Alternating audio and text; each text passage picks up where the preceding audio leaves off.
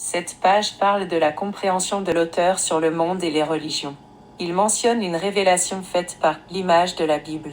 Une femme qu'on appelle la matrice. Imaginez. Élu. L'auteur se voit comme le Messie, le véritable Dieu, et parle de sa rencontre avec Allah, son prédécesseur.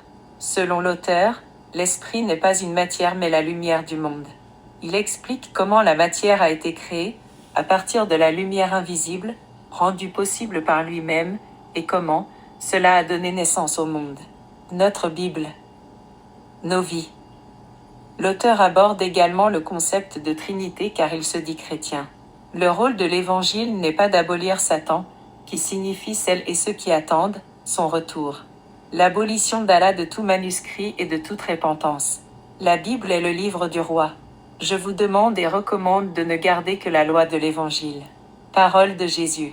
Enfin, le texte finit par parler des 144 000 qui sont en fait 1000 en nombre d'entités que Allah peut manipuler dans 100, où Jésus se manifeste ou se montre.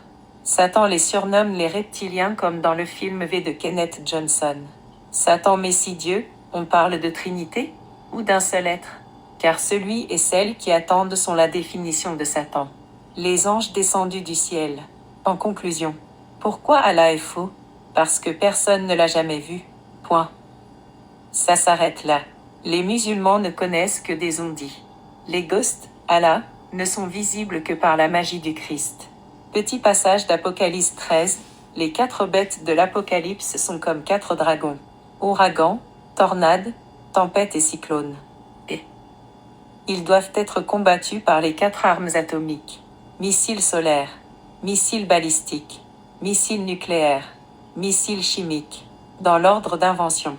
Une fois cela, ces choses accomplies, le Messie aura alors aboli les lois d'Allah et libéré le monde de son oppresseur. C'est aussi la volonté de l'oppressé, Allah, et les oppresseurs, les nations.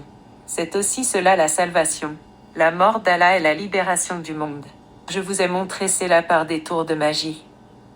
Où frappe-t-on Allah? Réponse. Là où le Messie vous l'a montré. Appelez vos tornades, rafales par les noms d'Allah et il disparaîtra.